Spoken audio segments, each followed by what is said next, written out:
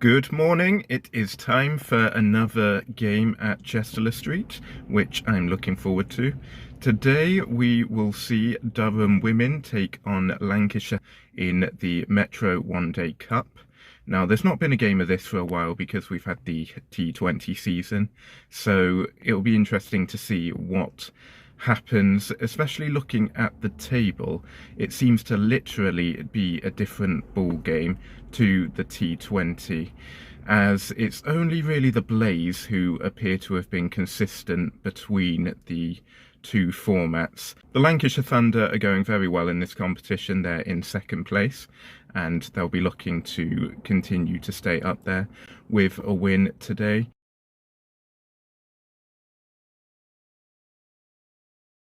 Durham are a bit further down, but there has been a lot of cricket played since then, and the girls have improved a lot.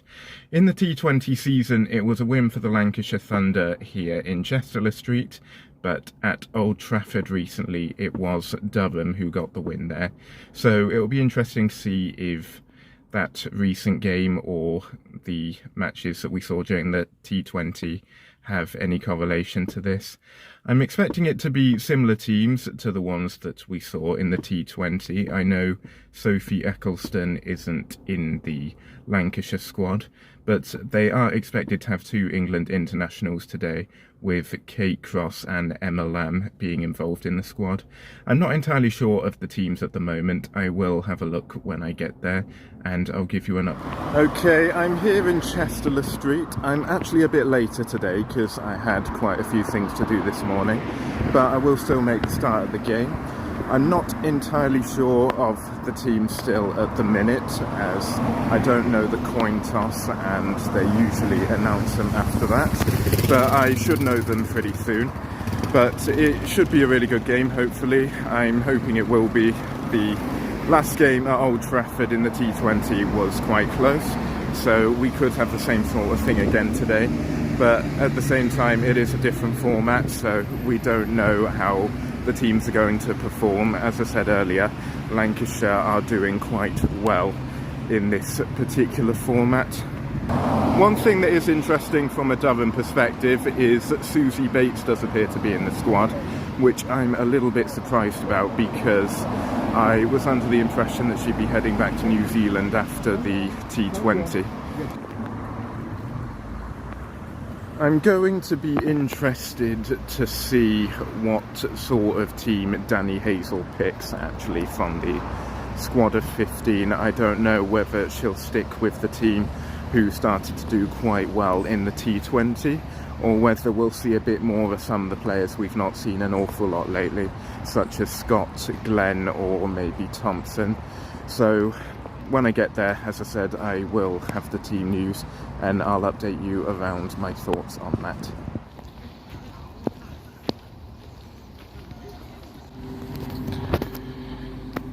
As you can see, it's a lot quieter here today than I'm used to. I think a Thursday full one-day match isn't the most attractive to a lot of people, or they would like to be here, such as the people who sit a couple of rows behind me usually, but obviously have work commitments. But I'm hoping we'll still have a few in to support the girls today.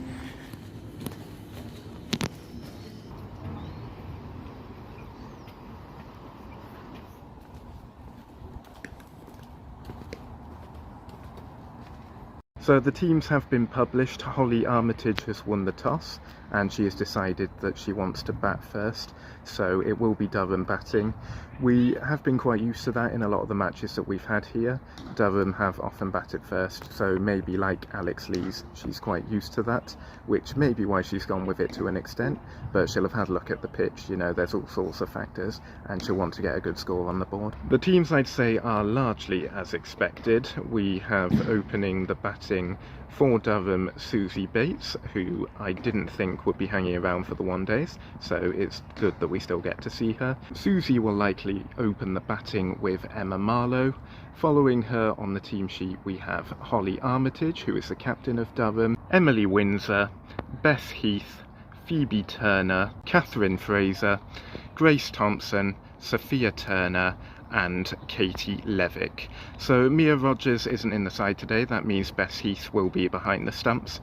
For Lancashire, we have Emma Lamb, who we saw a couple of days ago with England, Eve Jones, Tilly Kesteven, Seren Smale, captain and wicket-keeper Ellie Threlkeld, Ailsa Lister, Alana King, England's Kate Cross, Tara Norris, Mahika Gore and Sophie Morris. My only thing about this kit.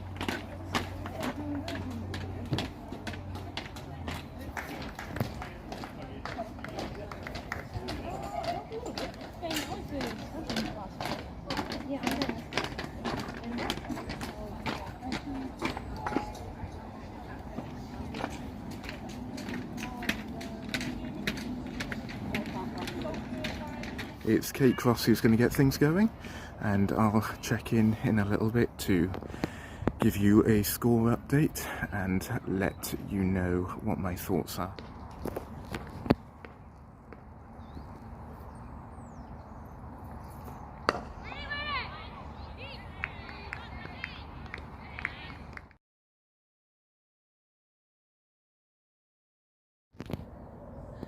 15 overs through, and it's 52 for 1 during the Durham innings.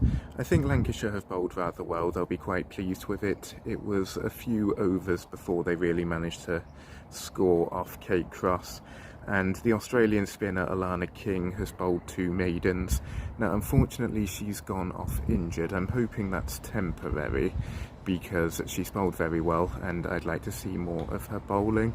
From a Durham perspective, I think they can potentially be happy with the innings so far as well. It's just the 1 wicket of Susie Bates that's gone down, and it was in quite unfortunate circumstances, one of those where it's come off the hand of bowler Mahika Gore and onto the stumps as she's walked out of the crease looking for a run.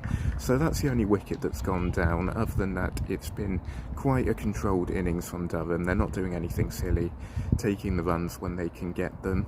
So, you know, they'll be looking to build on that as well with lots of wickets in hand.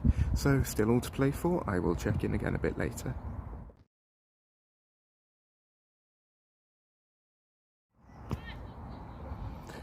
After 30 overs, it is 132 for 3. So the run rate has picked up a bit since I was last with you. It's pretty much been all spin that we've seen since, if not exclusively spin. And Alana King did return, which is good news for Lancashire fans and fans of the game in general. And she has caused a lot of problems for the Durham batters. We have had a set of 3 maidens in a row from her. Eventually we managed to score off her. Now the wickets have been a bit on the unfortunate side, especially the one of Emma Marlowe. That was potentially poor communication there and resulted in her making it all the way down to the striker's end before having to turn back and being run out by Alana King. King also got the wicket of Maddie Villiers, who went rather early for just 1 run. Now, as disappointing as that was, it's potentially good news that Emily Windsor has come in when she has, because she has managed to start scoring off Alana King and getting some runs off those overs, as we couldn't afford for them to keep being low scoring ones. I'm hoping that they'll pick up the run rate a bit, maybe get towards the 250 mark. We do have Kate Cross back on now for Lancashire, so let's see what happens in the final 20 overs, and I'll be back at the end of the innings.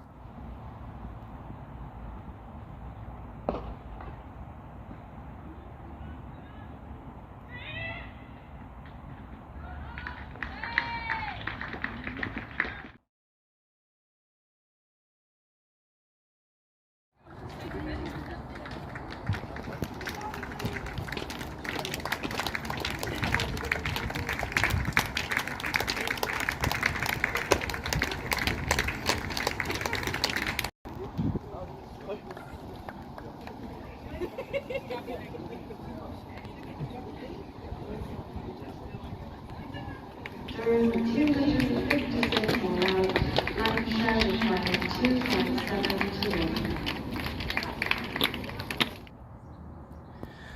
Durham close on 257 all out. That final wicket did come on the last ball though, when they tried for an extra run and didn't quite make it in time, so it was a run out, so all 50 overs were bowled. As a Durham fan, I think from their point of view they'll have wanted a bigger score, but it's a respectable one that is defendable. They might have to bowl quite well for it. With the score, we had some very good performances. You had 55 from Emily Windsor, who put together a great partnership of 100 with Hollie Armitage, and we also had a good 37 from Emma Marlowe. Obviously, the standout batter has been Hollie Armitage, who scored 110 and unfortunately was run out at one point, but that was towards the end. She stayed in for most of the innings, and what an excellent performance from our captain. You know, she's scored the first ever century that Durham Women have ever had, and you know, as a fan, it's just great to see that, it really is. So that century from Hollie leaves us in a position where we do have a score that we can defend, and as I said, there were some other good performances as well. The Durham score could have been higher. I did predict that it may get difficult after Bess Heath was out, and after that we did start losing wickets and did struggle to get the runs, but credit to some of the tail end girls who came in. Some good shots from players like Grace Thompson, a couple of useful boundaries, as well as supporting Hollie for most of it. So, you know, we've had a good go at it, and I'm hoping that we are going to be able to defend the score, but at the very least I'd just like to see some good cricket all round, whether it's bowling or batting. Looking at it from a Lancashire perspective, we have had some good bowling. Kate Cross kept the run rate down quite well. She bowled all 10 of her overs. I was looking forward to seeing her bowl, and she did bowl very well today, so that was very good to see as a fan of women's cricket, including England women's cricket. The standout bowler for Lancashire was well and truly the Australian spinner Alana King. She had 3 maidens in a row, and we were really struggling to score off her. As I said, when Emily Windsor came in, we did manage to start getting some runs, but she took 3 wickets as well. A few run-outs came from her, I believe. So definitely the standout bowler for Lancashire, and if they are able to reach the total, then she'll be partly to thank for that, for the wickets and keeping the total down. So looking at Lancashire's batting, it's definitely a total they'll feel they can achieve. They do have some strong batters, starting with Emma Lamb. Now, we all saw what she can do on Tuesday with England, so Durham cannot afford to let her get going too well. The captain of Lancashire as well, Ellie Threlkeld, can also be very dangerous if she gets going with the bat, so we're going to be looking to stop that as well if Durham are going to win this match.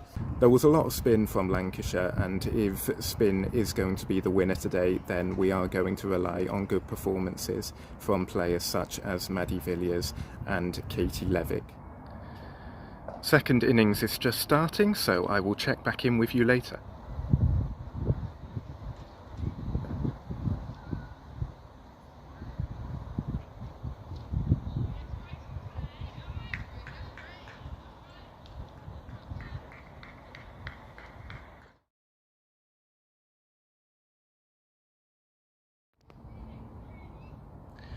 "15 overs through the Lancashire innings, and it is 68 for 4. So that's very interesting because they're scoring well. You know, they have about 16 more runs than Durham did at this point. The issue for them has obviously been the amount of wickets falling. 4 have gone already, including the dangerous Emma Lamb. She went a lot more cheaply than they would have wanted her to, and the captain Ellie Threlkeld is also out. So they're going to really want a good partnership between Lister and Smale at this point, and see if they can start picking up some more runs going forward. As I said, they're scoring well. They're looking to score runs off Katie Levick, but they've struggled to cope with some of her spin, and she's been close to getting wickets. So a lot more cricket to play. Let's see what happens. 30 overs through, and it's Lancashire 131 for 7. It's looking like Durham are very much in control of this one at the minute. Following on from when I last checked in, we had quite a good partnership between Seren Smale and Ailsa Lister. I did mention that Katie Levick was looking dangerous, and it was her who got Lister by bowling as a traditional spinner, effectively convincing her to hit the ball hard, and she took the bait and was caught, so that ended that partnership not too far before it reached 50. After that, Alana King came in and was also taken by Katie Levick. It really looked at that point like Lancashire needed Seren Smale to get to 100 to stand a chance of winning this. She did go for LBW on 32 runs, bowled by Maddie Villiers. So you have Kate Cross and Tara Norris at the crease at the moment, and to be fair, they're giving it a go, picking up some runs, a few boundaries, but it is an awfully steep climb for them if they are going to get anywhere near the total that they've been set.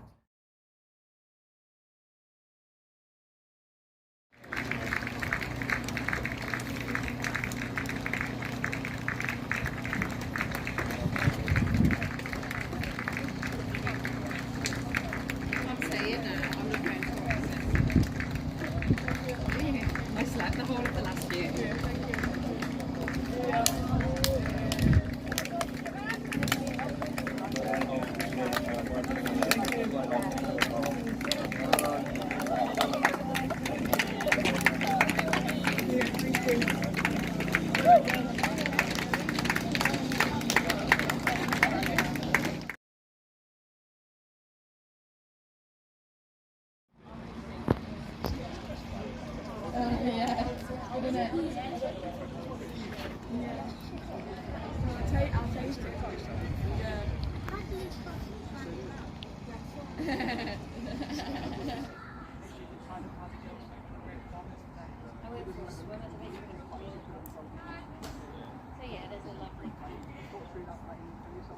So it is all over here at Chester Street, and what a win it is for Durham. They win by 89 runs and therefore take a bonus point.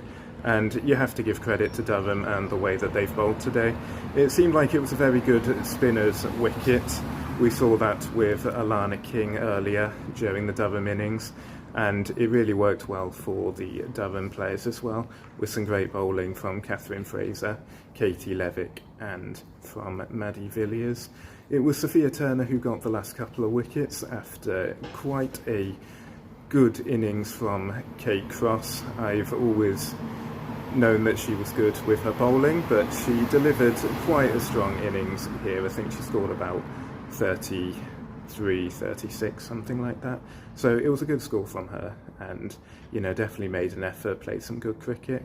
It is Durham who win. I think from a Lancashire point of view, you have to think that losing the early wickets is possibly what cost them in the end. So you could say there's a mixture of maybe some poor shots in there and some good play from Durham, but it's been a really enjoyable game of cricket overall, it really has today, and I'll look forward to seeing a bit more going forward. Right, so final review of the game and last word from me. It was an interesting game with Durham winning the toss, Hollie Armitage electing to bat. Durham put together a reasonable score. It looked like one that could be beaten, and spinning definitely looked like it was going to play a big part, with some great figures from Alana King. On the batting side of it, our captain Hollie Armitage, what a century, scoring a total of 111 runs. How amazing has it been to see both Durham captains score a century within the space of a week? So, a very exciting time to be a Durham fan, I believe. Now, moving on to the Lancashire innings, again, it's one I expect they'll be disappointed with.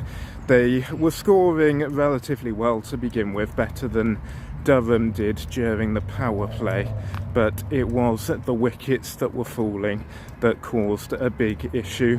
Obviously, getting Emma Lamb very early was helpful, and given that the captain, Ellie Threlkeld, didn't really get going, that obviously made a difference as well. The innings from Seren Smale of 32 and Kate Cross's 34 did make it respectable, but in the end they were bowled out in less than 40 overs, so they will be disappointed with that, but we do know what talent they've got in their side, and I'm sure they will pick back up again in that respect. Talking a bit more about Durham's bowling, it's been a mixture of a few things, I think, really. An excellent performance from Katie Levick, who I did mention after 15 overs was looking dangerous, and she did get some wickets and keep the score down relatively well. Also Villiers with her spinning, and I think it was a great decision by Danny Hazel to bring in Catherine Fraser today. That definitely paid off with some strong bowling from her. Looking at the figures of the seamers, I think they definitely played their part as well, with Phoebe Turner getting that important wicket of Ellie Threlkeld and Sophia Turner finishing it off in style with 2 wickets in a row. So I think everyone's played their part today, they really have. There's been some great catches as well. I do recommend looking at the one by Grace Thompson if you're interested, because that was an excellent catch, and a great performance overall by Durham, who definitely deserved the win. So going forward, it does give Durham a chance of qualifying for the next round of the competition. Lancashire do still stay in second as things stand, I think, but there are some matches that haven't quite finished, so we'll see what the table looks like after that. So the competition, still a little while to go, we'll see how that goes. But as a Durham fan, a very pleasing result today, and some enjoyable cricket all round from both teams. So good to be here yet again, and I will see you in the next video.